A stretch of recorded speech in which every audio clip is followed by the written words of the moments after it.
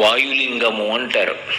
వాయువుగా పరమశివుడు అందించేటటువంటి అద్భుతమైనటువంటి విభూతులు ఏ ఉంటాయో ఆ విభూతులన్నీ కూడా ఒక రూపాన్ని దాలిస్తే అదే వాయులింగము అని పిలుస్తారు. అంటే వాయులింగము అనేటటువంటి మాట అర్థం చేసుకునేటప్పుడు ఒక విషయాన్ని గమనించవలసి ఉంటుంది.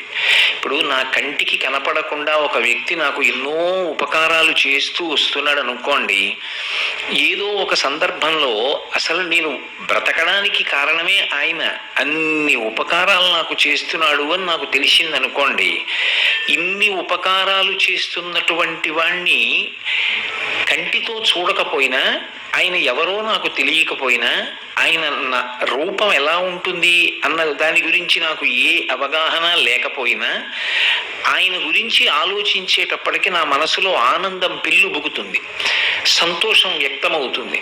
మహానుభావుడు ఇన్ని ఉపకారాలు చేశాడు, ఆయన లేకపోతే నా బ్రతుకు ఎక్కడదంటాను. ఒకవేళ ఆయన్ని చూడాలనేటటువంటి కుతూహలం మనసులో కించిత్ కూడా కలగలేదనుకోండి, అది ఖచ్చితంగా దోషభూయిష్టం కాదు. అన్ని ఉపకారాలు చేసిన వాడిని ఒక్కసారి చూడాలనేటటువంటి భావన కలగకుండా అసలు ఎలా ఉంటుంది? అలా ఉండదు. అది మనుష్య జీవితానికి సాధ్యం కాదు. అలా ఎవరికైనా అనిపిస్తే, అన్ని ఉపకారాలు చేస్తే మాత్రం ఆయన పెద్ద చూసేది ఏమిట్లే అనిపిస్తే, అసలు అది మనుష్య జన్మే కాదు. అంత కృతజ్ఞతా లక్షణంతో ఎవరు ఉండరు. కాబట్టి మూర్తి అన్న మాటకు అర్థం ఏమిటంటే, ఏ విభూతులను, ఏ శక్తులను, ఏ అనుగ్రహాన్ని మనం ఒక ప్రత్యేకమైనటువంటి రూపం ద్వారా అందుకుంటున్నామో, ఆ విభూతులన్నీ దేంట్లోంచి వస్తున్నాయో అది ఒక రూపంతో మనకి కనపడితే దాన్ని మూర్తి అని పిలుస్తారు. ఇప్పుడు మీకు తేలిగ్గా అర్థం అవడానికి నేను ఒక మాట చెప్తున్నాను. ఏదో శ్రీభాష్యం అప్పలాచార్య స్వామి వారి రామాయణం అని మీరు విన్నారనుకోండి, ఆయన్ని మీరు చూడలేదు, కానీ ఆయన ఉపన్యాసాన్ని ఏదో సాంకేతిక పరిజ్ఞానం ద్వారా ఆయన వాణి ఒక్కటే వినపడుతూ ఉంటుంది, ఆయన చెప్పిన రామాయణం వినపడుతూ ఉంటుంది. విని విని విని విని విని విని మీకు కలిగే కోరిక ఏమిటి కలుగుతుంది? ఒక్కసారి ఆయన్ని చూడాలనిపిస్తుంది. ఇప్పుడు మీ మనసుని తేజోవంతం చేసింది, మీకు ఎంతో సంతోషం కల్పించింది, ఎవరి మాట వలన మీ జీవితంలో మార్పే వచ్చిందో, భగవంతుని వైపుకి తిరిగారో, అటువంటి శక్తి ఏ వాక్కుకున్నదో ఆ వాక్కు ఏ శరీరంలోంచి వస్తోందో ఆ మూర్తిని, అంటే ఆయనని, ఆయన రూపాన్ని, ఆయన శరీరాన్ని దర్శనం చేయడం మూర్తిని చూడటము అంటారు. వాయువు ఎన్ని విభూతులను మనకు అనుగ్రహిస్తోందో అది మూర్తివంతమై ఒక చోట కనపడితే అదే వాయులింగము అని పిలుస్తారు. అప్పుడు అసలు ముందు వాయువుగా మనకి అందుతున్నటువంటి ప్రయోజనము మనసులో ఒకసారి స్మరణలోకి వస్తే ఆ మూర్తిని చూడాలనేటటువంటి ఆదుర్ధ మనకి కలుగుతుంది, ఆ ఆతృత మనలో కలుగుతుంది. ఏమిటి వాయువు వలన ఉపకారం అంటే, వాయువు 10గా విడివడుతుంది. ఒక్కసారి నేను అన్నాను అనుకోండి, లోపలికి ఒక్కసారి వెళ్ళినటువంటి వాయువు ఈ శరీరాన్ని పరిపాలనం చేస్తుంది. పరిపాలనం చెయ్యడానికి 10గా విడిపోతుంది. దీన్నే శ్రీరామాయణం ఉత్తరకాండలో చెప్తారు. స్వామి హనుమ యొక్క అవతార ఆవిర్భావ సమయంలో వాయువు గురించి చెప్తూ ఒక మాట అంటారు. వాయువుకి శరీరం ఉండదు, శరీరం లేకపోయినా సరే వాయుశ్చరతిపాలయన్, అది అందరి శరీరములలోకి ప్రవేశించి పరిపాలన చేస్తుంది. వాయువుకు ఒక శరీరం ఏదైనా ఉంటే అది ముక్కు కన్నంలోంచి ఎలా పెడుతుంది? నా ముక్కు కన్నంలోకి సరిపోయేంత రూపము అంటే ఇంత ముక్కు కన్నం లేని ప్రాణులు కొన్ని ఉంటాయిగా, అందులోకి ఎలా పడతాడు, ఎలా పెడతాడు?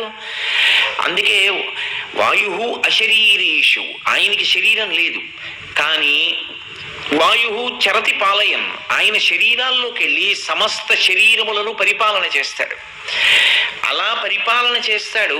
ఆయనకి ఒక చిరునామా ఉండదు, ఇక్కడ ఉంటాడు అనడానికి అవకాశం లేదు, అంతటా ఉంటాడు. అంతటా లేడనుకోండి అసలు ప్రాణిజాతము బ్రతకదు, అంతటా నిండి నిబిడీకృతమై ఉంటుంది వాయువు. అలా ఉండేటటువంటి వాయువు ఒక్కసారి ఉచ్ఛ్వాస అంటారు, లోపలికి పీల్చారనుకోండి, పరిపాలన చెయ్యడం కోసం 10 రూపాలు పొందుతాడు. దాన్నే ప్రాణ అపాన వ్యాన ఉదాన సమాన నాగ కూర్మ కృకర ధనంజయ దేవదత్తములు అంటారు. ఈ 10 పేర్లతో విడిపడతాడు. ప్రాణ అన్నప్పుడు హృదయస్థానమునందు నిలబడతాడు.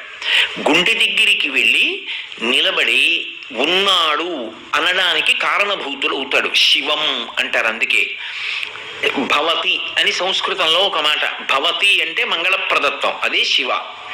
ఎక్కడైనా శుభం, శోభనం, మంగళం, కళ్యాణం, తేజస్సు ఇవన్నీ కూడా శివశబ్దము చేత ప్రతిపాదింపబడతాయి. నాకు శివుడు అక్కర్లేదంటే ఇవేం అక్కర్లేదని గుర్తు. కాబట్టి ఒక్కసారి ఊపిరి పీలిస్తే ఇక్కడికి వెళ్ళి నిలబడి హృదయస్థానమునందు ఆ హృదయ స్పందనము ఆగిపోకుండా ఆయుర్దాయకారకంగా నిలబడేటటువంటి వాడెవరో ఆయనని ప్రాణము అంటారు. ఆ ప్రాణముగా ఆయన గుండెల యందు నిలబడతాడు. అది ఆయనకి స్థానం, హృదయస్థానం. అక్కడ ఆయన ఎంతసేపు నిలబడుతూ ఉంటాడో అంతసేపు కూడా గంట మోగుతుంది అని చెప్తారు. అనాహతము, అనాహతము అంటే ఒకరి చేత కొట్టబడేది కాదు, ఒకరి చేత ఆపబడేది కాదు. దేవాలయానికి ఒక నియమం ఉంటుంది. దేవాలయం తలుపులు మూసేశారనుకోండి, ఏకాంత సేవ అయిపోయింది. తలుపులు మూసేస్తే వెళ్ళిపోకూడదు. దేవాలయంలో దేవాలయానికి సంబంధించిన గంట ఏది ఉంటుందో ఆ గంటకి తాడు ఉంటుంది. ఆ తాడుతో లాగి స్తంభానికి కట్టేసి వెళ్ళిపోవాలి. ఎందుకంటే ఒకసారి దేవాలయం తలుపులు మూసిన తరువాత ఇక దేవాలయం గంట మోగకూడదు. మళ్ళీ ఎప్పుడు గంట మోగుతుందంటే లోపల ఏకాంత సేవ చేశారు మీరు, అది భక్తికి పరాకాష్ఠ. ఆయన ఏకాంత సేవలో ఉన్నాడు. మంగళప్రదమైన చప్పుడు చేస్తారు. మనిషి నిద్రపోతున్నాడు అనుకోండి, మంగళప్రదమైన సంకేతం చెప్తారు. ఏదో నిద్ర లేవండం లేపకూడదు, ఏదో ఒక భగవత్ సంబంధం చెప్పాలి. తూర్పున సూర్యోదయం అయిపోతోంది, భగవానుడు సూర్యుడిగా వచ్చేసిన తరువాత లేస్తే కృతజ్ఞత కదూ, లేచి నమస్కారం పెట్టాలి కదూ, లేవండి అని భగవంతుని యొక్క అనుబంధం చెప్పి నిద్రలేపుతారు. అందుకే రామాయణంలో విశ్వామిత్రుడు కూడా రాముణ్ణి నిద్రలేపితే కౌసల్యా సుప్రజా రామ పూర్వా సంధ్యా ప్రవర్తతే ఉత్తిష్ట నరశార్దూల కర్తవ్యం దైవమాన్నికం. సంధ్యావందనం చేయాలి కాబట్టి రామ నిద్రలే అని నిద్రలేపుతాడు. దేవాలయంలో ఏకాంత సేవ అయిపోతే గంట తాడు కట్టాలి. తాడు వేసి స్తంభానికి కట్టేస్తారంటే ఇక ఆ గంట పొరపాటున కూడా ఎవరు కొట్టడానికి ఉండదు. ఎవరో తెలియక ఎక్కడో ఉండిపోయారు అనుకోండి, ఉండిపోతే వాళ్ళ గంట ఇక కొట్టకూడదు ఏకాంత సేవ అయితే. మళ్ళీ ఎప్పుడు మరునాడు దేవాలయం తలుపులు తెరవడానికి ముందు ఏం చేస్తారంటే తాడు విప్పి ముందు గంట కొడతారు. గంట కొడితే గుర్తేమిటంటే, స్వామి తలుపు తీస్తున్నాం, ఏకాంత సేవ చేసి ఉన్నారు కదూ, మీరు పరాకు పొందండి, మేము తలుపు తీస్తున్నాం అని గుర్తు. గంట కొట్టి తలుపు తీయాలి, అది పద్ధతి. అనాహతము అంటే అది మనం తాడు పెట్టి కట్టేస్తాం. ఇక్కడ ఒక గంట మోగుతూ ఉంటుంది, అది ముందుకి వెనక్కి తగులుతుంది. విష్ణు ఆలయంలో అయితే గంట ముందుకి వెనక్కి కొడతారు. శివాలయంలో గంట ముందుకు కొట్టాలి తప్ప వెనక్కి కొట్టకూడదు, వెనక్కి తగలకూడదు గంట. ఒక్కొక్క ఆగమంలో ఒక్కొక్క నియమం ఉంటుంది. కాబట్టి ఇప్పుడు అనాహతము అంటే ఒకరి చేత ఆపబడేది కాదు, ఒకరి ప్రయత్నము చేత కొట్టబడునది కాదు. నేను కొట్టుకుందామంటే నా గుండెను పట్టుకుని కొట్టించలేను. లబ్ ముందుకు కొట్టుకుంటుంది, డబ్ వెనక్కి కొట్టుకుంటుంది.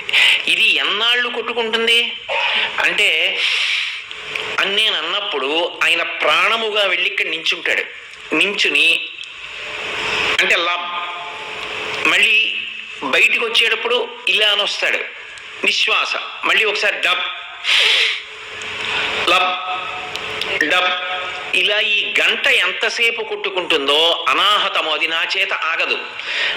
చాలా బడలిపోయానండి ఈ మధ్య, అసలు ఎడా తెరిపి లేదు. అన్ని ఊళ్ళు వెళ్ళి అన్ని ప్రవచనాలు చేశాను, 4 రోజులు ఎవరిని కలవను, ఏ ప్రవచనం చేయను, ఇంటి పట్టును విశ్రాంతిగా ఉంటాను, ఏదో జపం చేసుకుంటాను అన్నాను అనుకోండి, నా ఇష్టం. గుండె ఎన్నాళ్ళ నుంచి కొట్టుకుంటున్నావు, ఓ 2 రోజులు విశ్రాంతి తీసుకో అంటే అదేం ఆగదు. గుండె చాలా పెద్ద శుభకార్యం ఉంది ఆగకే అంటే అది ఆగకుండా ఉండదు. అనాహతము నా ప్రయత్నము చేత కొట్టబడదు, నా ప్రయత్నము చేత ఆగదు. కాబట్టి ఆయన ఎంతసేపు అక్కడికి వెళ్ళి ఇలా ఇలా అంటాడో అంతసేపు లబ్ డబ్ లబ్ డబ్. ఆయన లోపలికి వెళ్ళి ఇలా అనకుండా వెళ్ళిపోయాడు అనుకోండి, లబ్ తర్వాత డబ్ లేదు. ఆయన డబ్కి అంగీకరించి లబ్కి అంగీకరించలేదు అనుకోండి, లేదు. కాబట్టి ఎక్కడ మృత్యు ఉంటుందంటే ఉచ్ఛ్వాస నిశ్వాసల యందే ఉంటుంది. ఇప్పుడు ఆ ప్రాణముగా ఉండి పరిపాలన చేసేవాడు ఆయుర్దాయాన్ని ఇచ్చినప్పుడు ఈశ్వరుడు ఊపిరిల సంఖ్యతో ఇస్తాడు. ఇన్ని ఊపిరిలు ఈ శరీరం తీయవచ్చు అని అంగీకరిస్తాడు. అది ఎవరు లెక్క పెడతారంటే ప్రాణముగా ఉండి ఆయన లెక్క పెట్టుకుంటూ ఉంటాడు. చిత్రంగా శరీరం లేకుండా ఉండి గుప్తంగా లెక్క పెడతాడు కాబట్టి ఆయనే చిత్రగుప్తుడు. అందుకే కాంచీపురంలో చిత్రగుప్తుడికి దేవాలయం. అన్నీ కర్మసాక్షిగా ఇక్కడ ఉండి నమోదు చేస్తూ ఉంటాడు చేసినటువంటి పనులన్నీ. కాబట్టి ఇప్పుడు ప్రాణస్థానముగా అసలు ఉన్నాడు, ఉన్నది, భవతి అంటారు. యావత్ పవనో నివసతి దేహే తావత్ పృచ్చతి కుశలంగేహే గతవతి వాయౌ దేహాపాయే భార్యా బిభ్యతి తస్మిన్ కాయే అంటారు శంకర్లు. ఎంతకాలం ఊపిరి తీసి విడిచిపెడుతున్నాడో అంతకాలమే బాగున్నారా బాగున్నారా అని అడుగుతారు. ఒక్కసారి అది కానీ ఆగిపోయింది అనుకోండి, భార్య కూడా ఆయన శరీరం అంటుంది తప్ప ఇంట్లోకి తీసుకెళ్లదు. ఇన్నేళ్ల నుంచి కలిసి పడుకున్నారు, పట్టుకుని పడుకున్నావు కదమ్మా అంటే అంగీకరించదు, వీధిలో పడుకోబెట్టేయమంటుంది. భార్య బిభ్యతి, భయపడుతుంది. ఆయన కాదు, ఆయన శరీరం అది ప్రేతం అంటుంది. కాబట్టి ఒక మనిషి గౌరవం అంతా దేని మీద ఉంది అంటే ఆ ప్రాణము మీద ఉన్నది. ఆ ప్రాణముగా హృదయ స్థానమునందు నిలబడేటటువంటి వాయుస్వరూపంగా ఉండేవాడు శంకరుడు అని. కాబట్టి అందుకే మీరు చూడండి, ఏళ్ళనాటి శనిలో ఉంటే ఆయుర్దాయానికి భంగం రాకుండా శనైశ్చర గ్రహం హృదయ స్థానమునందు ఉంటుంది. అందుకే అసలు పరమ వైదికం ఏమిటి అంటే నవగ్రహాల్లో శనైశ్చర గ్రహాన్ని పెడితే ఒక్క శనైశ్చర గ్రహం మూర్తిని ఉంచరు. ముందు శివలింగాన్ని ఉంచుతారు. ముందు చిన్న శివలింగాన్ని ఉంచి ఆ శివలింగానికి అభిషేకం చేస్తారు. దాని చేత శనీశ్వర గ్రహం ప్రీతి పొందుతుంది. ఎందుకంటే గ్రహానికి తనంత తాను ఈశ్వర శక్తి లేదు, అది తనంత తాను అనుగ్రహించదు. అందుకే తెలియక శనీశ్వరుడు అంటారు. ఈశ్వర శబ్దం గ్రహానికి అన్వయం లేదు. శనీశ్వరుడు, శనైహి శనైహి చరహ, మెల్లమెల్లగా కదులుతాడు కాబట్టి మిగిలిన గ్రహాల్లా తొందరగా కదలడు కాబట్టి శనైశ్చరుడు. కానీ గ్రహాన్ని శాసించేవాడు ఎవరు అంటే శంకరుడు. నువ్వు ఈ ఫలితమును ఇవ్వవద్దు అని ఆప్ చేస్తాడు గ్రహాన్ని. అందుకే నవగ్రహాలు ఆయనకి కవచం. శ్రీకాళహస్తిలో కవచంగా కట్టుకుంటాడు నవగ్రహాల్ని. కాబట్టి ఆ శనీశ్వర గ్రహం కూడా ఎవరి మాటకి కట్టుబడుతుంది అంటే శివుని యొక్క మాటకి కట్టుబడిపోతుంది. అందుకే తైలాభిషేకం చేయవలసి వస్తే శనీశ్వరమూర్తికి కన్నా శనీశ్వరమూర్తి ముందున్నటువంటి శివలింగానికి చేస్తారు. గుంటూరులో సంపత్ నగర్ అని ఒక ప్రాంతం, అక్కడ శృంగగిరి వారి మఠానికి సంబంధించినటువంటి ఒక గొప్ప దేవాలయ ప్రాంగణం ఉంది. అద్భుతంగా నిర్వహిస్తారు. అందులో నవగ్రహ దేవాలయం ఉంది. ఆ నవగ్రహ దేవాలయాన్ని రూపకల్పన చేసిన వారు, ప్రతిష్ఠ చేసిన వారు అపర శివావతారులు, కామకోటి పీఠాధిపత్యం వహించిన మహాపురుషులు చంద్రశేఖరేంద్ర సరస్వతి మహాస్వామి వారు.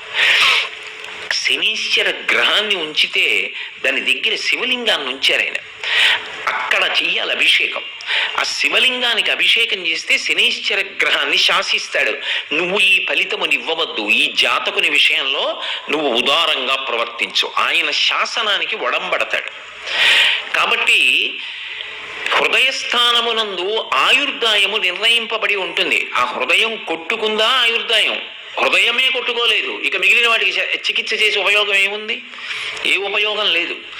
కాబట్టి ప్రాణముగా భవతి ఉన్నాడు శివం, అది లేదు. శవం, శివం శవం మధ్యలో ఆ మంగళప్రదత్వాన్ని వాయువుగా నిర్ణయించేవాడెవరు అంటే హృదయస్థానమునందు ప్రాణవాయువుగా నిలబడేటటువంటి పరమేశ్వరుడు. కాబట్టి మొదటిది ప్రాణముగా నిలబడతాడు. రెండవది ఈ శరీరాన్ని పోషించాలి. ఇది మర్త్యలోకం. మర్త్యలోకంలో కలియుగంలో ఒక లక్షణం ఉంటుంది. ఏమిటా లక్షణం అంటే అన్నగత ప్రాణులు అంటారు. ఎంతకాలము అన్నము తింటాడో అంతకాలమే శరీరం ఉంటుంది. అన్న ద్వేషం పుట్టిందనుకోండి, అన్నం చూస్తే అసహ్యం పుట్టిందనుకోండి, అది మృత్యువులకు సంకేతం. అన్నద్వేషం కలగకూడదు. అన్నము ఎంతకాలము తింటాడో అంతకాలము జీవితం కొనసాగుతుంది. ఆ అన్నమే ఆఖరికి శరీరాన్ని తింటుంది, అది వేరు విషయం అనుకోండి. కానీ తిన్న అన్నానికి ఓ లక్షణం ఉంటుంది, అందులో పిప్పి మిగిలిపోతుంది. ఇప్పుడు ఆ పిప్పి ఏమవుతుందంటే భగవంతుడు ఏర్పాటు చేసినటువంటి శరీర వ్యాపార నిర్వహణ ప్రక్రియ యందు శరీరము యొక్క అధోభాగానికి చేరుకుంటుంది. ఈ చేరుకున్నటువంటి పిప్పి గుదస్థానము నుండి క్రిందకి వెళ్ళిపోవాలి. అది చాలా తేలికగా వెళ్ళిపోవాలి. అందులో కానీ తేడా వచ్చిందనుకోండి నరకం అనుభవించేస్తాడు మనుష్యుడు. అసలు శరీరాలు నిలబడవు. మీరు దేవీ భాగవతం చదివితే దేవీ భాగవతంలో ఒక రాసకన్య చేసినటువంటి దోషానికి ఆగ్రహించి ఋషి ఆ రాజ్యంలో ఉన్న ప్రాణులందరి యొక్క మూత్రస్థానము మలస్థానమును బంధించాడు. ఎవ్వరికీ కూడా మూత్రస్థానం నుంచి మలస్థానం నుంచి పదార్థము బయటికి వెళ్ళదు అన్నాడు. గిజగిజలాడిపోయే ప్రాణులన్నీ. లోపల శేషం బయటికి వెళ్ళకపోతే తట్టుకోలేడు జీవి. మనిషి ఆరోగ్యము, మనిషి బ్రతికుండడం, సుఖము, సంతోషం దేని మీద ఉంటాయంటే తిన్నది జీర్ణం అయిపోవాలి, పిప్పి బయటికి వెళ్ళిపోవాలి, తేలిగ్గా వెళ్ళిపోవాలి. ఆ తేలిగ్గా వెళ్ళిపోవడానికి తీసిన ఊపిరిలో శంకరుడు ఏం చేస్తాడంటే 2 మహోపకారములు చేస్తాడు. ఒకటి వాయువు ద్వారా, అపానవాయువు అంటారు. అపానవాయువుగా మారి ఆ అపానవాయువు యొక్క లక్షణము చేత సంవరణీ కండరములు సడలిపోయేటట్టుగా చేస్తాడు. గుదస్థానమునందు సంవరణీ కండరములు ఉంటాయి. ఆ కండరములు సడలిపోతే తప్ప లోపల ఉన్నటువంటి పిప్పి బయటికి వెళ్ళదు. అవి సడలిపోయేటట్టుగా చేస్తాడు. సడలిపోయేటట్టుగా చేసి అందులోంచి మలము కానీ మూత్రము కానీ చాలా తేలిగ్గా బయటికి వెళ్ళిపోతుంది.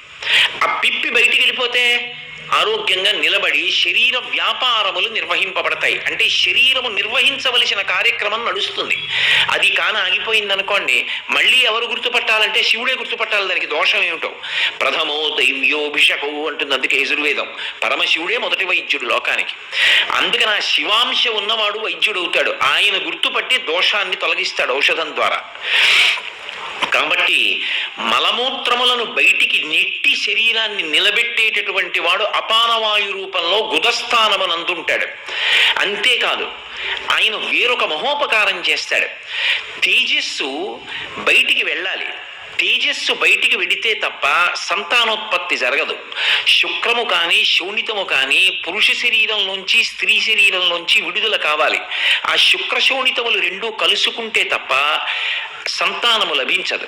ఆ ప్రత్యుత్పత్తి జరగాలి అన్నప్పుడు పురుషుడి నుండి స్త్రీ నుండి కూడా ఆ శుక్రము శోణితము 2 విడుదలై బయటికి వచ్చేటట్లుగా చేసేటటువంటి వాయువు ఉదాన వాయువు.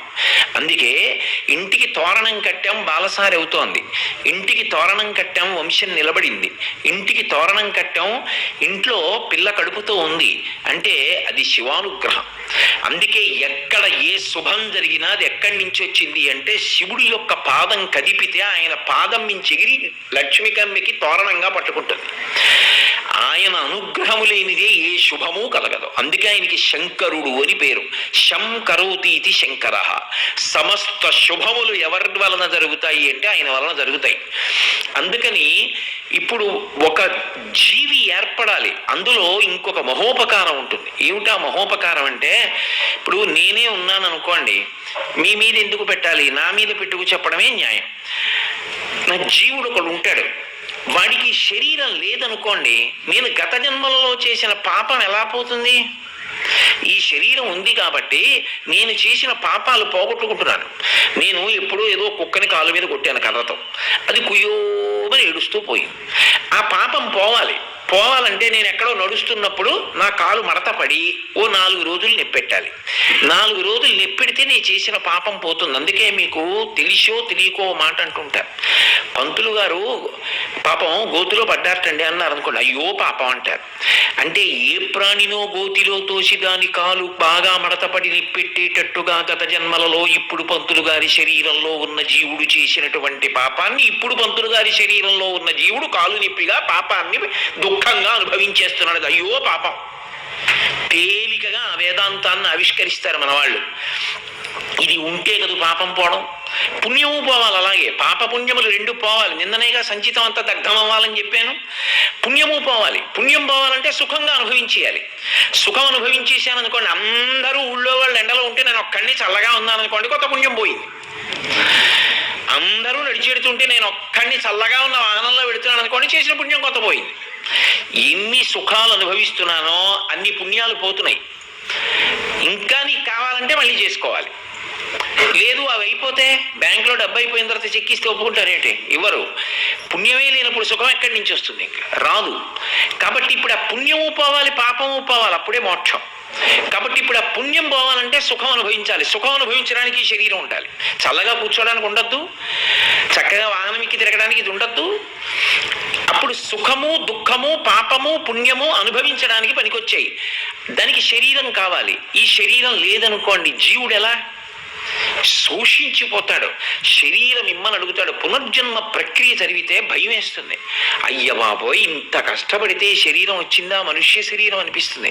అంత కష్టపడి అంత పరివేదన చెంది అగ్నిహోత్రంలో తప్తమై పైకొచ్చి అన్నంలో పైకి తేలితే దాన్ని యజమానికి పెడితే యజమాని తిని వీర్యమైతే అది సకాలమునందు త్రోయబడి అపానవాయువు చేత బయటికి వచ్చి సరి అయిన కాలమునందు శుక్రశోణితములు కలిసి బుడగై పిండమైతే అప్పుడు శరీరాన్ని పొంది బయటకు వస్తాడు. అప్పుడు ఆ శరీరం ఉంటే పాపపుణ్యాలు పోగొట్టుకుంటాడు. కాబట్టి ఇప్పుడు శుక్రశోణితములు రెండూ కలిస్తే తప్ప ఒక జీవుడికి శరీరం దొరకట్లేదు. ఆ శరీరం దొరికేటట్టుగా చేసి ఆ శరీరము ద్వారా పాపపుణ్యములు పోగొట్టుకుంటాడు, కొత్త పుణ్యం చేసుకుంటాడు, చిత్తశుద్ధి పొందుతాడు, జ్ఞానమును పొందుతాడు, ఇక మళ్ళీ పుట్టవలసిన అవసరం లేని స్థితిని కూడా పొందుతాడు. ఇన్నిటికీ ఆధారం ఏదంటే ఈ శరీరమే. కాబట్టి ఇటువంటి శరీరం కలగడానికి ఏ రెండు కదలాలో స్త్రీ పురుష శరీరాల్లోంచి వాటిని కదిపేటటువంటి వాడెవరు అంటే శంకరుడు. ఆయన అపానవాయువుగా కదుపుతాడు. ఆ అపానవాయువుగా కదపడంలో ఉపకరిస్తాడు. కాబట్టి మలమును తోస్తాడు, మూత్రమును తోస్తాడు, శుక్రశోణితములను తోస్తాడు. తోసి ఇంతటి మహోపకారం చేస్తున్నాడు. నాకు కొడుకు పుట్టాడని సంతోషపడిపోతున్నాను, కానీ ఆ కొడుకు పుట్టడానికి నాకు ఉపకారం చేసిన వాడు ఒకడున్నాడు, వాడిని చూడాలన్న కృతజ్ఞతాబుద్ధి కలిగితే నేను వాడిని చూడాలి. నేను రోజు పదార్థం తింటున్నాను, తెల్లవారేటప్పటికి పిప్పి బయటికి ఎడుతోంది, ఆ ఉపకారం చేసిన వాడిని చూడాలనిపించాలా? ఎన్నో నీళ్లు తాగుతున్నాను, మూత్రపిండములు అందులో ఉండేటటువంటి మలినములన్నిటినీ కూడా తీసేసి పక్కన పెడితే ఆ నీరు బయటికి వెళ్ళిపోవాలి. మళ్ళీ శరీరంలోంచి వెళ్ళిపోయేటట్టుగా అనుగ్రహిస్తున్న వాడిని చూసి ఉపకారం చేసిన వాడిని చూడాలనిపించాలా? ఎప్పుడో ఏదో చిన్న ఉపకారం చేసిన వాడు కనపడితే 300 నమస్కారాలు చేస్తున్నానే, అటువంటిది ఇన్ని ఉపకారాలు ప్రతిక్షణం చేస్తున్న వాడిని చూడాలన్న ఆతృత వాడు కనపడినప్పుడు వాడికి నమస్కరించాలనేటటువంటి బుద్ధి కలిగి ఉండకపోతే ప్రమాదహేతువు కదూ. కాబట్టి ఇప్పుడు వాయువుగా అపానవాయువుగా ఆయన గుదస్థానమునందు ఉండి ఇంతటి ఉపకారం చేస్తాడు అంటే చాలు, అలా విడిపోతాడు. అలాగే వ్యానము అని ఒక వాయువు, ఆ వ్యానవాయువు శరీరాన్నంతటిని పట్టుకుంటుంది. పట్టుకుని అది రెండు మహోపకారములు చేస్తూ ఉంటుంది. అది ఏం చేస్తుందంటే బయట వాతావరణాన్ని బట్టి దీన్ని కూడా ఎంత వేడితో ఉంచాలో అంతే వేడితో ఉంచుకుంటూ ఉంటుంది. కల్మషములు ఎక్కువైపోయాయి అనుకోండి, ఊపిరితిత్తులు మూత్రపిండాలు ఎంతకని విసర్జిస్తాయి. అప్పుడు ఏం చేస్తుందంటే రక్తం బయటికి వెళ్లకుండా శ్వేతగ్రంథులు అంటారు, చెమట బయటికి వచ్చే కన్నా ఉంటుంది. ఆ చెమట బయటికి వచ్చే కన్నాల్లోంచి కల్మషభూయిష్టమైనటువంటి జలాన్ని ఉప్పుతో కలిపి ఆ కన్నంలోంచి బయటికి వచ్చేట్టు చేస్తాడు. నెత్తురు మాత్రం బయటికి వెళ్ళడానికి వీల్లేదు. ఎన్ని కన్నాలు ఉంటాయి అంటే చెప్పడం కుదరదు. ఇన్ని కన్నాలని ఆవహించి ఉంటుంది ఆ వాయువు. ఉండి బయట వేడి చాలా ఎక్కువగా ఉందనుకోండి, నీళ్లు పోయి అని నీళ్లు పోయించి బయట వేడితో సరిపోయేటట్టుగా చేయడానికి చెమట పట్టించి ఈ చెమట రంధ్రాలలోంచి రోమకూపాల్లోంచి చెమట పట్టించి బయటికి వదిలిస్తాడు. వదిలించి ప్రాసెస్ ఆఫ్ రేడియేషన్ అంటారే, అందులో ఆ బయట వేడికి శరీరం పడిపోకుండా ఎంత వేడి ఉండాలో అంతే వేడి ఉండేటట్టుగా చూసుకుంటాడు. బయట చాలా చల్లగా ఉందనుకోండి, లోపల మాత్రం ఆ వేడి ఉండేటట్టుగా చూసి అనవసరంగా నీరు పుచ్చుకొని అనవసరంగా నీరు ఎక్కువ వెళ్లకుండా శ్వేతగ్రంథులు ఏవి పని చేయకుండాను కాపాడుకుంటూ ఉంటాడు. అలాగే నువ్వు మూసుకుపోవు, ఎప్పుడైనా తెరుచుకోవడానికి సిద్ధంగా ఉంచుతాడు. వాడు పరిగెత్తాడు అనుకోండి, ఏ కారణానికో మళ్ళీ పట్టాలి చెమట, వెంటనే శ్వేతగ్రంథులు తెరుచుకుంటాయి. అది శరీరం అంతా నిండి ఉంటాడు ఆయన. అందుకే అభిమాన వాయువుగా కూడా ఉంటాడు. ఆ వ్యానం అన్న వాయువు ఏం చేస్తుందంటే శరీరమునకు అభిమాన దేవతగా ఉంటుంది. నేను అన్నప్పుడు నా శరీరం, దీన్ని చూపించి ఇదంటే నాకు విపరీతమైన మక్కువ. సహజం కదా. ఇప్పుడు ఏదో వేదాంతంలో ఒక ముతక సామెత ఒకటి చెప్తారు. పెద్ద వరద వచ్చిందనుకోండి, ఇక నిలబడలేని ఇంట్లో, డాబా కూడా మునిగిపోతుందంటే ఇల్లు వదిలేస్తాడు, ఇంట్లో ఐశ్వర్యం వదిలేస్తాడు. భార్యని బిడ్డని కలిసి దూకేసి ఇద్దరిని చెరో చేత్తో పట్టుకుని ఇస్తాడు. ఇంకా రెక్కలు నెప్పెడుతున్నాయి ఈదలేనంటే, ఇది ఉంటే ఇంకోడు పుడతాడని బిడ్డను వదిలేస్తాడు. ఇంకా ఈదలేకపోతే దేశే దేశే కలత్రాణి దేశే దేశే చ బాంధవ, ఎక్కడో ఇంకో భార్య దొరకకపోదు ఈవిడ్ని వదిలేస్తాడు. తన కోసం మాత్రం ఆఖరి వరకు పోరాటం చేస్తాడు. దేని మీద ఎక్కువ మక్కువ? ఆ ఒక్క ఉదాహరణ చాలదు. అన్నిటికన్నా ఎంత మా ఆవిడన్నా ఎంత మా పిల్లలన్నా అసలు అగ్ని పరీక్ష వస్తే దీని మీద ఉన్న మోహం వాళ్ళ మీద ఉండదు. కాబట్టి దీని మీదే ఎక్కువ మక్కువ. ఇది ఊపిరి ఆగిపోయాక కూడా వదలదు వ్యానం. అమ్మో ఇన్నాళ్ళు చూసుకున్నాను, ఇది నేను నేను అని పట్టు కూర్చుంటుంది. అప్పుడు ఆనంద హోమం చేస్తాడు శ్మశానంలో కొడుకు. చేసి, పిచ్చి నాన్న ఉన్నావుగా చాలా కాలం, జర్జరీభూతం అయిపోలా, రోగగ్రస్తం అయిపోలా, ఇంకా ఉంటే ఎందుకు పనికొస్తావు? ఏం చేసుకుంటారు నాన్నగారండి, దీంతో వదిలిపెట్టేయండి. పరమేశ్వరుడు మీకు వేరొక శరీరం ఇస్తాడు, అందులోకి వెళ్ళిపోండి. వెళ్ళిపోయి మళ్ళీ బలంతో పుణ్యకార్యాలు చెయ్యండి. మీరు పితృస్థానంలో ఉండి జ్ఞాతులందరినీ ఆశీర్వచనం చేయండి అంటారు. అందుకే జ్ఞాతులందరూ పెడతారు, అన్నదమ్ముల బిడ్డలందరూ పెడతారు. వాళ్ళు పితృస్థానంలో ఉండి వాళ్ళందరికీ ఆశీర్వచనం చేస్తారు. అక్కడ కూడా కొట్టుకు చచ్చిపోకూడదు జ్ఞాతులు, పరమ ప్రేమతో ప్రవర్తించాలి. అలా ఇది నాది అన్న అభిమానంతో ఉంటాడు. శిథిలమైపోయిన ఇల్లోటి ఉంటుంది, కానీ ఇది ఫలానా వారికి చెందినది అని అక్కడ ఒక ఫలకం తగిలిస్తారు, ఎవరో దాన్ని ఆక్రమించేయకుండా. అలా నాది అన్న అభిమానం పెంచుకుని నిలబడుతున్న వాయువు, అది కర్త అంటే తనూభవుడు. కొడుకు చేసిన హోమానికి వదిలిపెట్టి వెళ్ళిపోతుంది. దాన్ని వ్యానవాయువు అంటారు. దానికి స్థానం లేదు. ప్రాణవాయువుకు హృదయ స్థానం, అపానవాయువుకు గుదస్థానం, వ్యానవాయువు మాత్రం శరీరం అంతా నిండి ఉంటుంది. అది అలాగే ఉదానము అని ఒక వాయువు, అది మహోపకారం చేస్తుంటుంది.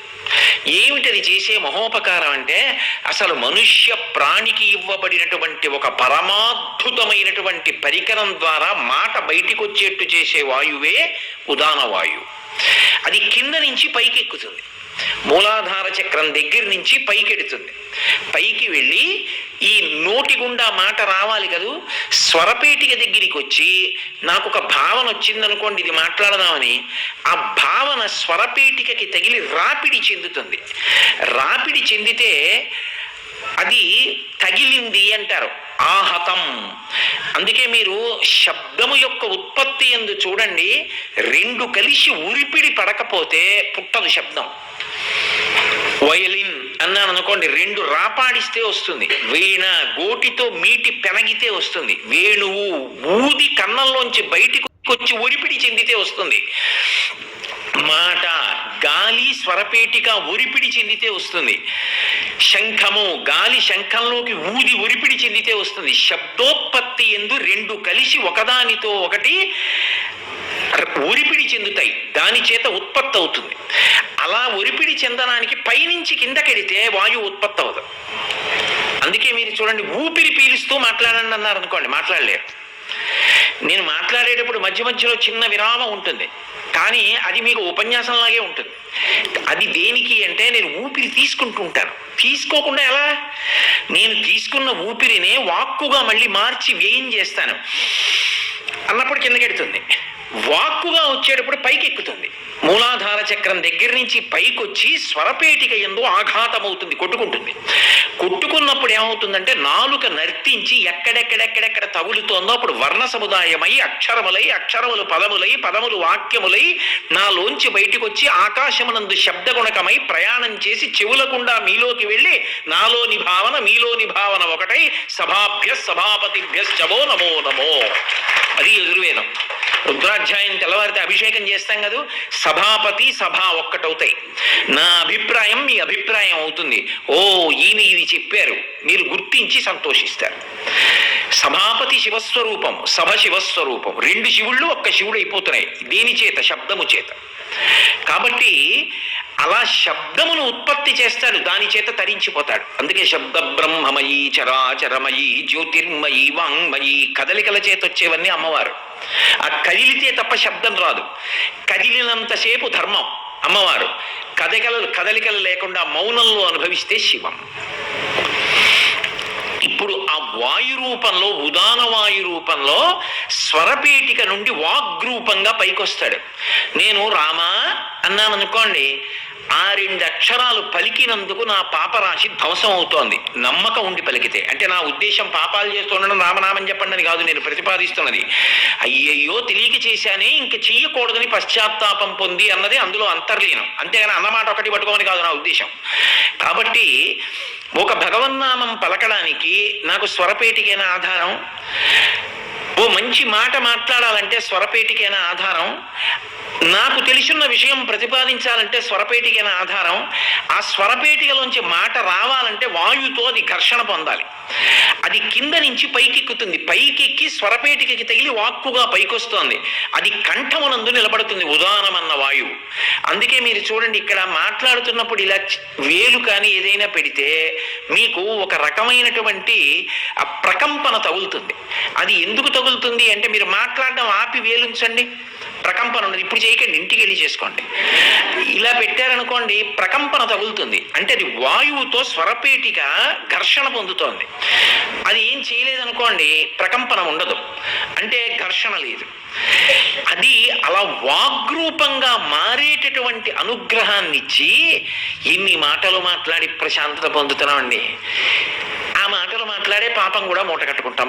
పావల ఖర్చు లేదుగా, ఏవైనా మాట్లాడేయచ్చు. కానీ లెక్క పెట్టేవాడు ఉన్నాడని గుర్తుపెట్టుకోవాలి. చుట్టూ తేలికగా పుణ్యం, తేలిగ్గా పాపం. దాంతో ఏది ఏమైనప్పటికీ వాగ్రూపంలో మనుష్యుడు మాట్లాడడానికి అనుగ్రహిస్తున్నటువంటి వాయువుగా కంఠమనందు నిలబడేటటువంటి పరమశివ స్వరూపానికి ఉదాన వాయువు అని పిలుస్తారు. ఇప్పుడు చెప్పండి, ఇవాళ ఉదయం నిద్ర లేచిన నుంచి రాత్రి వరకు ఆయన వలన ఎన్ని ఉపకారాలు పొందాను. అందుకే ఆఖరణ అంటే ఇక నిద్రలోకి వెళ్ళిపోయే ముందు నిద్రాకాలిక సుఖాన్ని ఇచ్చేవాడు కూడా ఆయనే. మళ్ళీ స్వల్పకాలికలు ఏమంటారు, నేను మంచి పరుపెక్కితే నిద్ర పట్టదు, గాలి ఇస్తే నిద్ర పట్టదు, ఆలౌట్ పెట్టుకుంటే నిద్ర పట్టదు.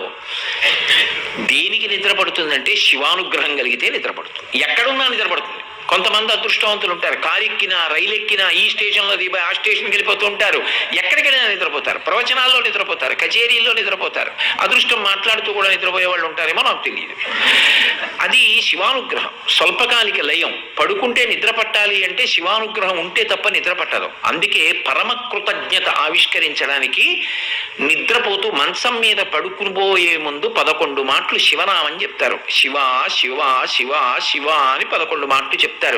ఇన్ని కదలికలనిచ్చి గాలి రూపంలో నన్ను అనుగ్రహించావు, నీకు నేను కృతజ్ఞత చెప్తున్నాను. ఇక్కడతో సరిపోలేదు, దీని మీదకి శరీరం చేర్చి అలా ఉంచుతాను. అంటే దాని ఉద్దేశం నిద్ర పట్టేయడానికి నేనేం కొనుక్కురాలేదు. ఆయన అనుగ్రహం కలిగితే నిద్రాకాలిక సుఖాన్ని పొందుతాను. మళ్ళీ తెల్లారులేస్తే ఆకలి అయ్యాలి. కాబట్టి అదిగో అందుకు నిద్రా సమాధి స్థితి సంచార పదయో ప్రదక్షిణ విధి స్తోత్రాణి సర్వా గిర యజ్జత్ కర్మ కరోమి తత్తదకిలం శంభో తవారాధనం అంటారు శంకర భగవత్పాదులు. అది తెలుసున్నప్పుడు నువ్వు పని చేస్తున్నా శివుడితో అనుసంధానం అవుతుంటావు. పైగా ఇది విరాట్ స్వరూపం శివుడిది అయినప్పుడు ఆ విరాట్ స్వరూపమునందే ఈ పిండాండము కూడా ఉంది బ్రహ్మాండమునందు. ఇప్పుడు ఆయనలో నువ్వున్నావు, సముద్రమునందు కెరటం అన్నట్టు. సముద్రం లేని కెరటం ఉంటుందా? కెరటం పుట్టేది సముద్రంలో, కెరటం పెరిగేది సముద్రంలో, కెరటం ప్రయాణం చేసేది సముద్రంలో, కెరటం విరిగిపోయేది సముద్రంలో, కెరటం కలిసిపోయేది సముద్రంలో. కెరటం అన్నది సముద్రం కన్నా వేరుగా మాట వినపడుతుంది, కానీ నిజానికి కెరటం కన్నా సముద్రం వేరే లేదు. సముద్రము లేని కెరటము లేదు, కెరటములు లేని సముద్రం మాత్రం ఉంటుంది. లోపలికెడితే ఓడలో వెళ్ళే వాళ్ళకి బాగా తెలుస్తుంది, ఒడ్డున కూర్చునే వాళ్ళకి కెరటాలే తెలుస్తాయి కాదు.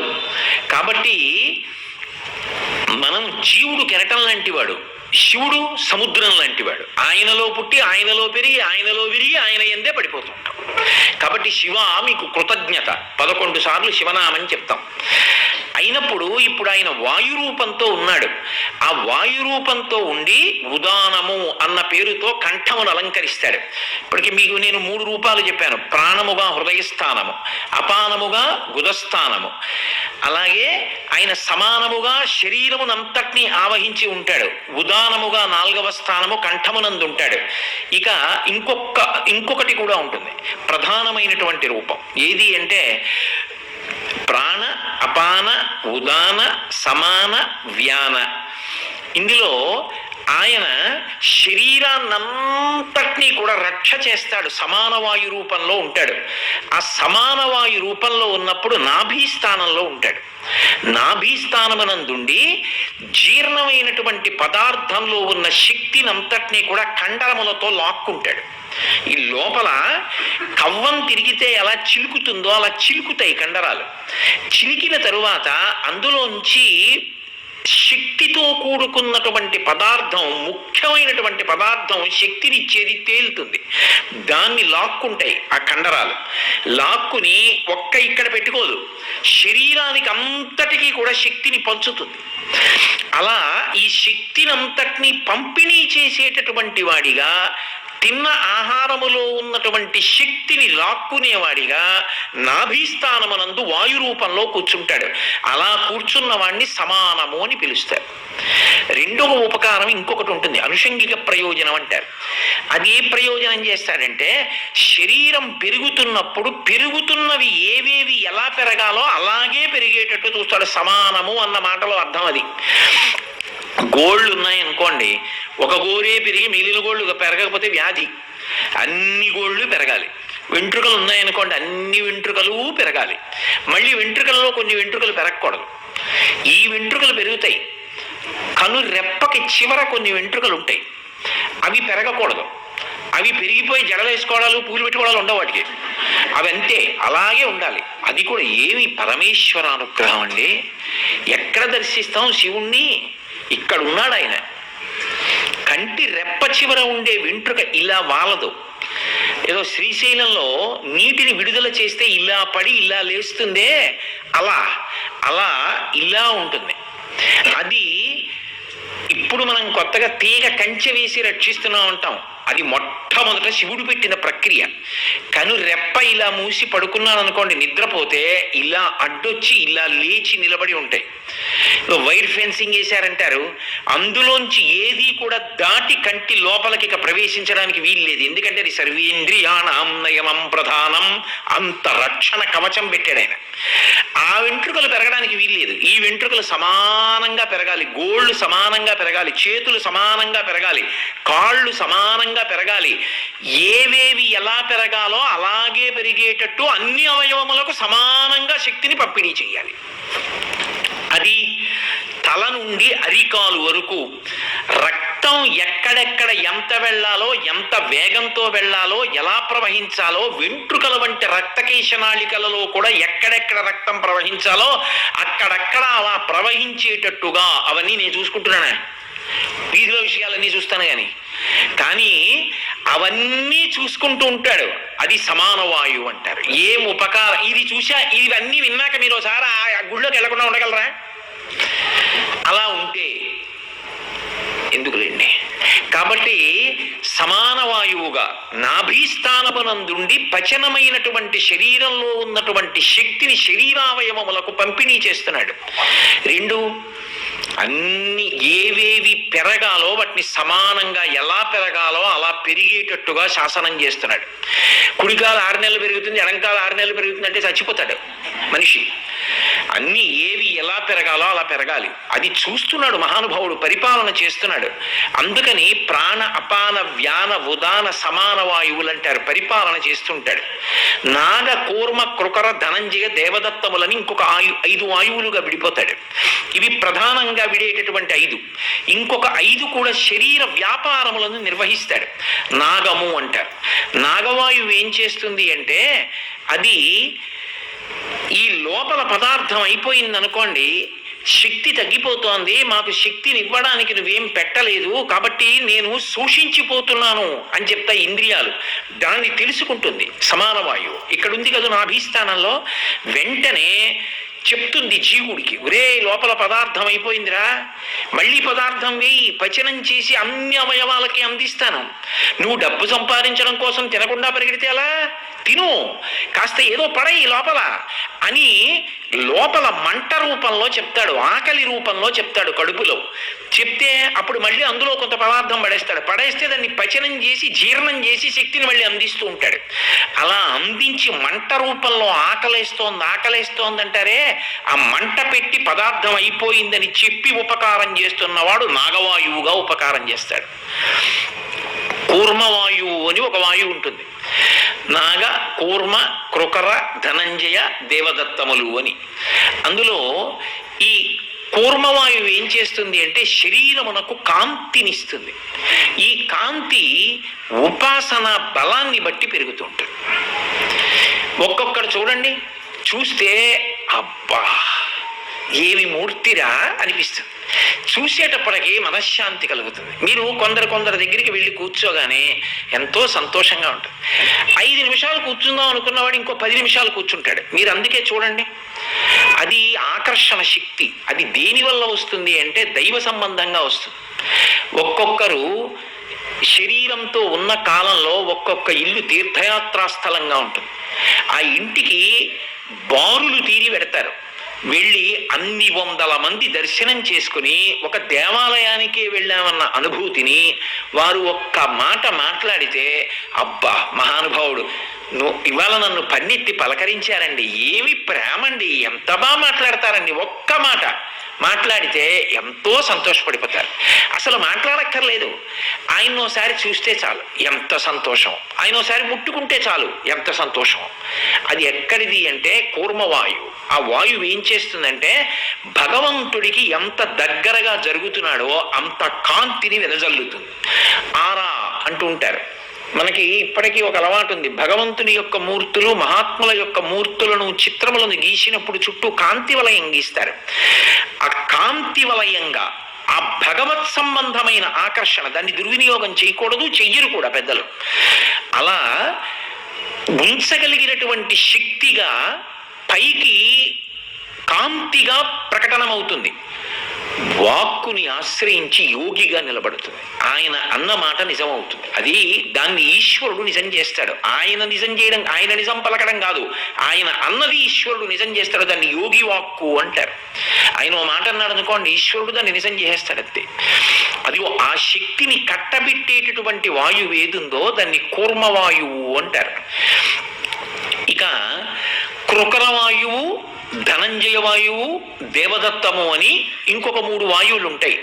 ఇందులో నాగము ఆకలి వేసినట్టే, కూర్మము కాంతినిచ్చినట్టే, కృకరము ఏం చేస్తుంది అంటే నిద్రపోరా నిద్రపోరా నిద్రపోరా అని దేవదత్తము చెప్పినట్టే అన్నం ఎక్కువ తినేస్తున్నాను అనుకోండి, ఎందుకంటే 3వ వంతు మాత్రమే నింపాలి అని వేదం. కడుపులోకి తినేటప్పుడు కడుపు నిండిపోయేటట్టుగా తినకూడదు అని చెప్తుంది వేదం. 3వ వంతు ఘనానికి ఇవ్వాలి, అన్నానికి. ఇంకొక 3వ వంతు నీటితో నింపాలి. 1 వంతు ఖాళీ వదిలిపెట్టాలి గాలికి. గాలికి చోటు వదిలిపెట్టలేదనుకోండి అజీర్ణం వస్తుంది. మళ్ళీ అది అపానవాయు రూపాన్ని పొంది కింద నుంచి వెళ్ళడం మొదలు పెడుతుంది. అది అనారోగ్య హేతువు. నువ్వు సరిగా తింటలేదు, నువ్వు తినేటప్పుడు నియమం పాటించట్లేదని గుర్తు. మౌనంగా తినాలి, పరిమితంగా దైవర్పితమైన ఆహారం, సాత్విక ఆహారం 3వ వంతు ఖాళీ విడిచిపెట్టి తినాలి. అందులో వాయు సంచారం ఉంటుంది, సమాన వాయు సంచారం. లేకపోతే మళ్ళీ అపానవాయువుగా ఆయన దేహాన్ని రక్షించవలసి వస్తుంది. కాబట్టి ఏమవుతుంది అంటే అలా ఎక్కువ తినేస్తున్నాడు అనుకోండి, దీనికి శత్రుత్వం ఉంటుంది నియంత్రణ లేనప్పుడు. ఇది రుచి కోసం తింటుంది. దీని పని ఏముందంటే ఓసారి మీద పడేసుకొని లోపల దోహేస్తుంది, బాగుందంటూ ఇంకా పెట్టు ఇంకా పెట్టు ఇంకా పెట్టు. అప్పుడు లోపల నుంచి శివుడు చెప్తాడు, అలా లోపలికి తొయ్యకు, 3వ వంతు అయిపోయింది, ఇంకో 3వ వంతు అయిపోయింది, మూడో వంతు అయిపోయింది, పైకి కూడా ఎక్కేస్తోంది, ప్రమాదం, ఇబ్బంది పడిపోతావు, ఇక వెయ్యవద్దు. త్రేణుపు రూపంలో చెప్తాడు. త్రేణుపు వచ్చిందంటారు. ఆ త్రేణుపు వచ్చిందనుకోండి, మొదటి త్రేణుపు వచ్చింది అంటే నువ్వు పరిసమాప్తం చేసేయడం మొదలుపెట్టేయాలి. లేదా నీకే అవగాహన ఉండాలి, ఇంత తింటే నా కడుపు నిండిపోతుంది, 2-3 వంతుళ్ళు పూర్తయిపోతాయని. తప్ప దీనికి లొంగిపోయి తినేయకూడదు. అదే అన్నమే పడగొట్టేస్తుంది అనడానికి కారణం అక్కడే వస్తుంది. దీనికి లొంగకుండా తినడం అలవాటు ఉన్నవాడు పడడు అంటే ఉన్నన్నాళ్ళు ఆరోగ్యంతో ఉంటాడు జాగ్రత్తగా.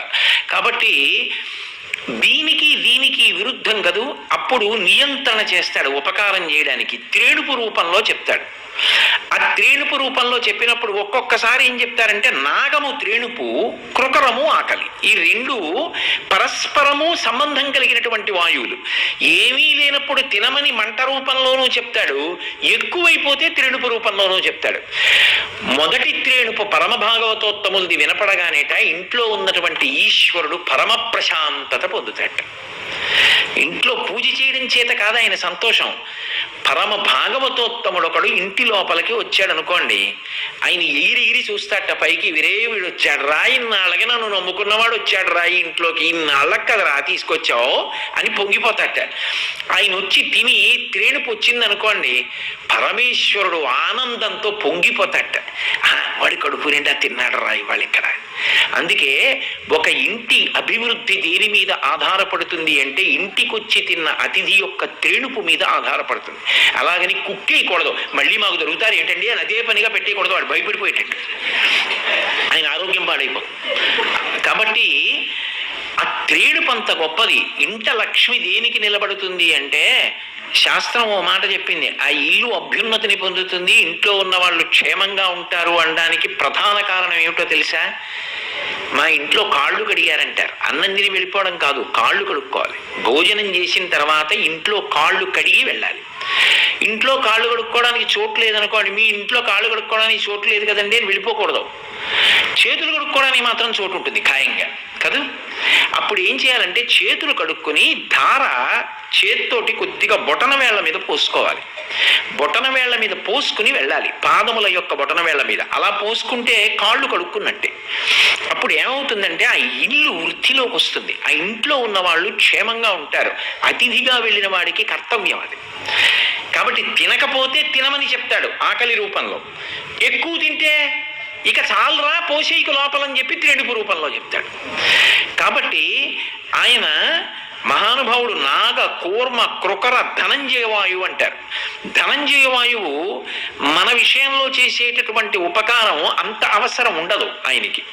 ఎందుకని అంటే మనుష్యులకు అంత్యేష్టి సంస్కారం చేస్తారు, అది 16 సంస్కారాల్లో చిట్ట చివరి సంస్కారం.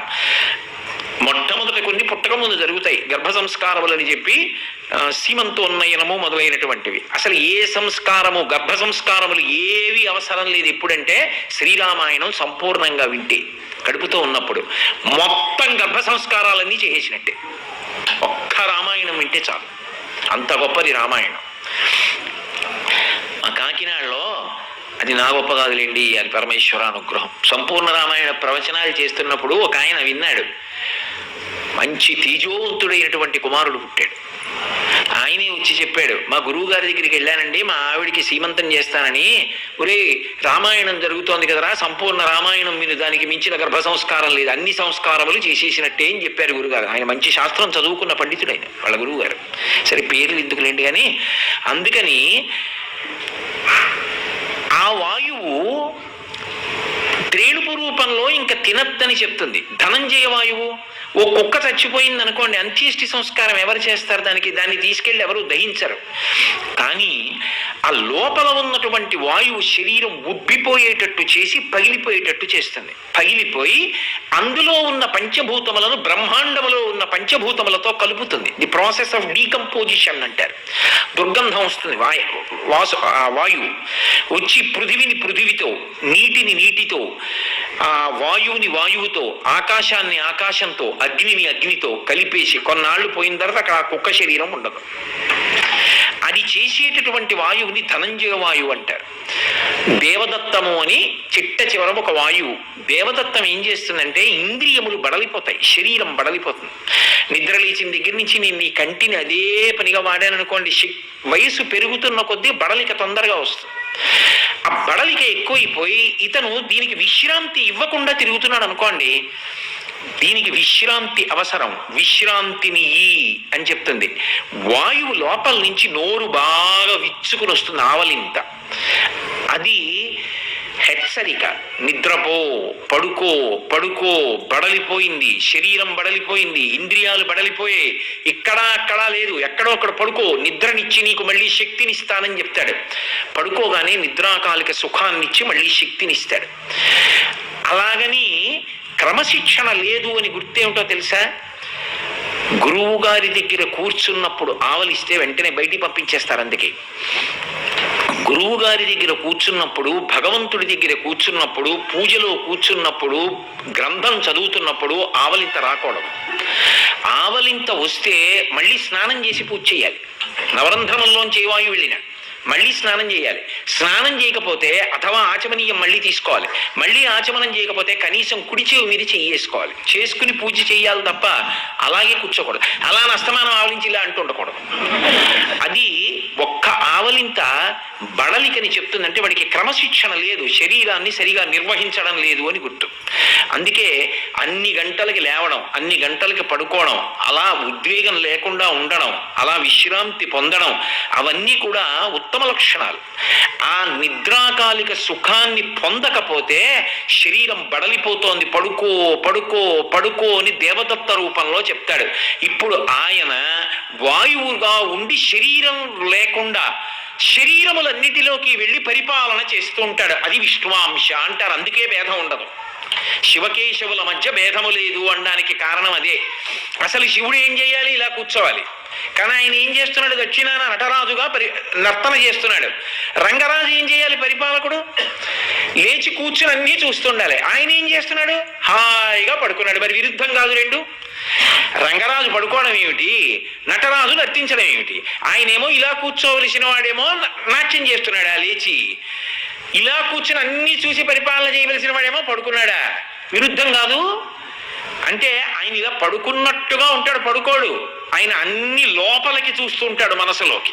ఈయన కదలికలన్నీ చేస్తుంటాడు. ఇద్దరూ విరుద్ధం కాదు సుమా.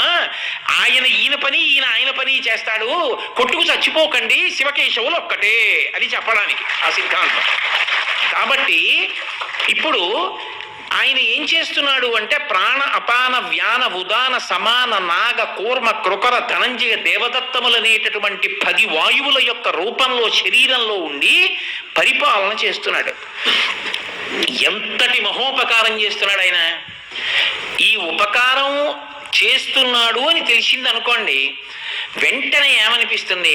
అబ్బా, అన్ని చేస్తున్నాడు కానీ ఇందులోకి వెళ్తున్నాడు, చేస్తున్నాడు. ఎలాగండి? ఒక్కసారి చూసి నమస్కారం పెట్టాలండి. వెళ్ళు, అదిగో అక్కడ ఉన్నాడు లింగ రూపంలో. అప్పుడు మీరు ఇలా వెళ్ళిపోయి ఇలా పెట్టి వెళ్ళిపోగలమా? ఒక్క క్షణం నిలబడి ఇన్ని చేస్తావా? లోపలికి వెళ్ళి ఇన్నేళ్ల నుంచి చేస్తున్నావా? ఈ భావనతో నేను రాలేదయ్యా ఎప్పుడు. స్వామి నీకు కృతజ్ఞుడనయ్యా, నేను ఉన్నానంటే నువ్వు కదూ. అప్పుడు కైమోక్షి ఆనందంతో అరమోట్పు కన్నులతో ఆయన వంక చూసి చేసిన నమస్కారం ఏదో అది నమస్కారం. అది వాయులింగం. అంతేకాదు ఆయన చేసేది, ఆయన యందు ఒక గొప్ప లక్షణం ఉంటుంది. ఆయన కాని శరీరంలో తిరగలేదనుకోండి, లోపల కాష్టభూతాంబి జిజ్ఞిరి అంటారు. వెంటనే ఏమైపోతుందంటే ఆ శరీరము కొయ్యబారిపోయి కర్రలా అయిపోతుంది. అందుకే చూడండి, మనిషి శరీరం వదిలిపెట్టేసిన తర్వాత, అంటే చనిపోయిన తర్వాత కూడా కొంతసేపు తిరుగుతుంది గాలి. నేను ఒకానొకప్పుడు ఒకరి తల్లిగారు శరీరం వదిలిపెట్టారంటే రాత్రి వెళ్ళవలసి వచ్చింది, బాగా సమీపస్తులు కనుక. కొద్దిసేపు ఆగి ఒక అరగంట తర్వాత ఆవిడలోంచి త్రేడుపు చప్పుడు వచ్చింది. వాళ్ళ అబ్బాయి కంగారు పడిపోయాడు. అది ఎక్కడో ఉండిపోయిన గాలి బయటికి వెళ్ళింది, చప్పుడు వచ్చింది కొద్దిగా. ఆయన పరిగెత్తికి వెళ్ళి డాక్టర్ని తీసుకొద్దాం అనుకున్నాడు, కానీ అప్పటికే ఆవిడ కొయ్యి బారిపోతుంది. ఆ తర్వాత ఇంకా వాయువు తిరగలేదనుకోండి, ఆ మరునాటి ఉదయానికి ఏమవుతుందంటే కాలు పట్టుకుని తీస్తే కర్రలేచినట్టు శరీరం అంతా కర్రలేచినట్టు లేస్తుంది. జీవించి ఉన్నాడనుకోండి, కాలు పట్టుకుంటే కాలు ఒకటి మడుచుకుంటుంది. అందుకే గమనం అంటారు. మనం నడిస్తే ఎందుకు నడుస్తామో తెలుసా? గాలి తిరుగుతోంది, అందుకని నడుస్తాం, పరిగెడతాం. ఇలా అంటే వేళ్ళు కదులుతాయి, ఇలా అంటే చేతులు కదులుతాయి. అది ఆగిపోయింది అనుకోండి, కొయ్యి అయిపోతుంది, కర్ర అయిపోతుంది శరీరం. అలా కొయ్యి ఆయన హృదయమునందు ఒక్కదాని యందు నిలబడిపోని పోషణ చేస్తూ మిగిలిన చోట్ల తిరగలేదనుకోండి, ఉత్తరక్షణం కాష్టభూతాన్ని జిజ్ఞిరి ఉత్తరకాండలో అంటారు, అన్ని శరీరములు కొయ్యబారిపోయి నిలబడిపోతాయి, అంతే, ఇక కదలికలు ఉండవు. అప్పుడు వెంటనే ఏది ఆగిపోతుందంటే ధర్మం ఆగిపోతుంది. కొయ్యి అయిపోయాక ఇంకా ఆచమనం ఏమిటి? కొయ్యి అయిపోయాక స్నానం ఏమిటి? కొయ్యి అయిపోయాక సంధ్యావందనం ఏమిటి? కొయ్యి అయిపోయాక యజ్ఞం ఏమిటి? కొయ్యి అయిపోయాక కళ్యాణం ఏమిటి? ధర్మచక్రం తిరగదు. ఇంకా ప్రాణులు ఉన్నాయి, ధర్మచక్రం తిరగదు. తిరుగుతోందంటే కారణం ఎవరంటే వాయువు. మనం నడిచామంటే ఆయన, చెయ్యి కదిపానంటే ఆయన, వేళ్ళు కదిపానంటే ఆయన. ఎంత ఉపకారం అండి అసలు! ఎన్ని మాటలు నమస్కారం పెట్టాలి నేను? ఇన్ని కదలికలకు ఆయన్ని వాడుకుంటున్నాను. ఇలా అనడానికి ఆయన్ని వాడుకోకపోతే అంతకన్నా దారుణం ఉందా ఇంకా జీవితంలో? కాబట్టి అదిగో అది వాయులింగం. అందుకే ఆయన లోపలికి వెళ్ళి ఇన్ని మహోపకారములు చేస్తూ ఉంటాడు. ఇంతే అనుకుంటే పొరపాటు. ఇంతకన్నా ఒక పెద్ద ఉపకారం ఒకటి చేస్తాడు. ఏమిటి ఆ ఉపకారం అంటే, ఆయన మీరు ఎలా ఉన్నారన్నది మీకు చెప్తూ ఉంటాడు. దాన్ని గమనిస్తే చాలు, చెప్పేస్తాడు. సరే, ఇప్పుడు నేను అంత లోతుగా వెళితే మిగిలిన రోజులన్నీ కూడా దానికి పడతాయి. హంసజపం అంటారు. దాని మీద దృష్టి పెడితే ఒక ముక్కులోంచి వెళ్ళేది ఇంకో ముక్కులోకి వెడుతుంది. అప్పుడు గమనించలేడు ఇంకా యోగ సిద్ధిలో. శంకరాచార్యులు వారు సౌందర్యలహరిలో చేశారు ఆ శ్లోకం ఒకటి. సౌనాసా వంశస్తు హినగిరి వంశధ్వజపటి అంటారు, యోగ సంబంధమైనటువంటి శ్లోకం. అందులో శంకరుడు ఏం చేస్తుంటాడంటే, నేను చాలా కోపంగా ఉన్నాను అనుకోండి, చాలా కోపం వచ్చేసింది ఎవరి మీద, శరీరం ఊగిపోయి అది రొప్పుతాను, అంత వేగంగా ఊపిరెడుతుంది. అంటే అవతల వాడు నవ్వుతున్నాడు అనుకోండి, నేను కోపడుతుంటే అన్ని అరగంట సేపు తిట్టేశాక సర్వం శ్రీ ఉమామహేశ్వర బ్రహ్మార్పణమస్తు అని వెళ్ళిపోయాడు నవ్వుకుంటూ. నేనేమైపోయాను, వాడికి బుద్ధి ఉందిరా, ఇవి తిరిగితే అలా అంటే రేటాడు, ఇంకో అరగంట తిడతాను. తిట్టడంలో బాగా ఊపిరి తీసేస్తాను. ఇప్పుడు నా ఊపిరిల సంఖ్య తగ్గిపోయిందా నేను బతికుండే కాలం? తన కోపమే తన శత్రువు. ఇప్పుడు తన ఆయుర్దాయం తను పోగొట్టేసుకుంటున్నాడు. అవతలవాడి మాట దేవుడు. కాబట్టి నువ్వు అనవసరంగా ఆయుర్దాయం పోగొట్టేసుకుంటున్నావు. ఊపిరి బాగా వేగంగా తీయించడం ద్వారా చెప్పేస్తాడు ఆయన. 2, ఊపిరి ఒక వేగంతో వెళ్ళి ఒక వేగంతోటే వస్తుంది అనుకోండి, అలవాటు పడిన వేగంతో మనసు నిలబడదు. మనసు దేని మీద నిలబడుతుంది అంటే వాయువుని ఆధారం చేసుకుని కదులుతుంది.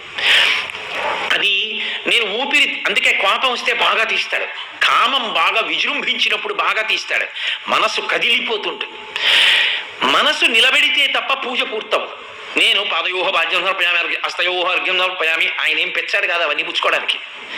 పాదయోహ పాద్యం సమర్పయామి అంటే నీకు ఆయన పాదములు మనసులో కనపడితే, నువ్వు ఇలా వేసినటువంటి నీళ్లు ఆయన పాదముల మించి కారణం నీకు కనపడింది నిజమైతే, ఆ తడివి అలా వదిలేయవు. ఉత్తరీయంతో ఒక్కసారి ఇలా అంటావు, కనీసం మనసులోనైనా. అంటే ఆ పాదాలు తుడిచావు. నేను మీ ఇంటికి వచ్చాను అనుకోండి, నేనంటే మీకు ఎంతో భక్తి అనుకోండి, మీరు నా కాళ్ళ మీద చెంబుతో నీళ్లు పోసి వెళ్ళిపోతారా? వద్దు అన్న వినరు. ఉత్తరీయంతో ఉండండి అని పాదాలు తుడుస్తారు. అంటే అది పరమ భక్తి, ప్రేమ, అది అనుషంగికం. అలా ఒకటి చేసి రెండవది మానరు, అది ప్రేమతో చేసే పని. ఈశ్వరుడి విషయంలో అంత తొందరగా ఎందుకు చెప్తావు ఉపచారం? అసలు నీ మనసు ఎక్కడ నిలబడిందని గుర్తు. ఆచమనీయం సమర్పయామి అంటాడు, నువ్వు చెయ్యి. 3 మాటలు చెయ్యాలంటే ఎంతసేపు పడుతుంది? ఆయనకి పట్టదా? ఎందుకని అంత గబగబా చేస్తావు పూజ? అంటే అసలు మనసు అక్కడ లేదని గుర్తు. మనసు అక్కడ ఉన్నది అంటే ఉపచారం ఒకలా వెడుతుంది. ఈ మనసు అక్కడ ఉండాలి అంటే అది తొందరగా కదలకూడదు. తొందరగా కదలకూడదు అంటే వాయువు తొందరగా లోపలికి వచ్చి బయటికి వెళ్ళకూడదు. వెళ్ళకూడదంటే నియంత్రణ చేస్తారు, దాన్ని అదుపులోకి తీసుకొస్తారు. అందుకని పూజకి ప్రారంభంలో ప్రాణాయామం చేస్తారు.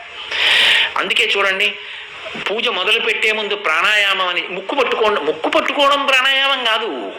దాన్ని ఒక నీతి పద్ధతిలో బొటనవేలుతో మూసి ఒక ముక్కులోంచి దీర్ఘంగా మెల్లగా పీల్చి యువతల ముక్కు రంధ్రాన్ని విడిచిపెట్టి యువతల ముక్కు రంధ్రాన్ని పీల్చి యువతల దాంట్లోంచి మెల్లగా విడిచిపెట్టి మళ్ళీ ఇట్నుంచి పీల్చి అట్నుంచి వదిలిపెట్టాలా 3 మార్లు చెయ్యాలి. ఆ వేగంతో వేగాన్ని నియంత్రిస్తే మనసు కూడా గబగబా కదులుతున్నది, మెల్లిగా ఊపు తగ్గిపోయి నిలబడుతుంది. నిలబడగానే మీ చెప్పు చేతల్లోకి వస్తుంది. పరిగెడుతున్న ఎద్దుని ముందు నిలబెడతాడు రౌతు. నిలబెడితే గుర్రాన్ని నిలబెడితే లొంగుతుంది. అప్పుడు దాని మీదకి ఎక్కుతాడు. ముందు మనస్సుని నియంత్రిస్తారు ప్రాణాయామంతో. అప్పుడు చెప్పు చేతల్లోకి వచ్చాక పట్టుకుని చూడు ఈశ్వర పాదములను అంటే అప్పుడు చూస్తుంది మనసుతో. అందుకే భగవంతుడు అంటాడు, నువ్వు చేసే లొల్లి పూజ నాకు అక్కర్లా. పూజ ఎప్పుడు అవుతుందంటే మనసు అక్కడ ఉంటే అవుతుంది. మనసు అక్కడ పెట్టకుండా చేసిన దాన్ని తంతువు అంటారు. అంటే పూజలా కనపడుతుంది కానీ పూజ కాదు, ఎందుకంటే ఆయన స్వీకరించడు దాన్ని. అందుకే మనస్సు అత్యంత ప్రధానమై ఉంటుంది. ఆ మనసు ఊపిరి మీద, వాయువు మీద ఆధారపడుతుంది. ఆ వాయువు యొక్క నియంత్రణము ప్రాణాయామం మీద ఆధారపడుతుంది. అలాగని 3 మార్లు కాకుండా ఎక్కువ చెయ్యాలంటే దాంట్లో మంచి నిష్ణాతుడి దగ్గర కూర్చుని చెయ్యాలి తప్ప ఇష్టం వచ్చినట్టు చేస్తే అది తీవ్రమైన పరిణామాలకు పెడుతుంది. అలా చేయకూడదు. కాబట్టి 3 మార్లు చేసి మనస్సుని నియంత్రించి పూజలో వాడుకుంటారు. మళ్ళీ కదిలిపోతోంది అనుకోండి, అసలు ఆ అవకాశం ఉండదు. 3 మార్లు చేస్తే ఒక పూజకి సరిపడినంత మనసు మాట వింటుందంతే. అది మళ్ళీ తిరగబడిపోదు. మళ్ళీ మీరు ఏదో ఆవేశానికి లోనైపోతేనే అది కదిలిపోతుంది అంతే. కాబట్టి ఊపిరిని నియంత్రించడం ద్వారా మనసుని నియంత్రించి భగవంతుని పాదముల యందు నిలబెడతాడు. నిలబెట్టి 3గా నిలబడి 1గా అయిపోతాడు. నిలబెట్టినవాడు, నిలబెడుతున్నది ధ్యానము. ఎవరి యందు నిలబెడుతున్నాడు? ముందు 3, ఆఖరికి 3 కలిపి ఒక్కటైపోతుంది.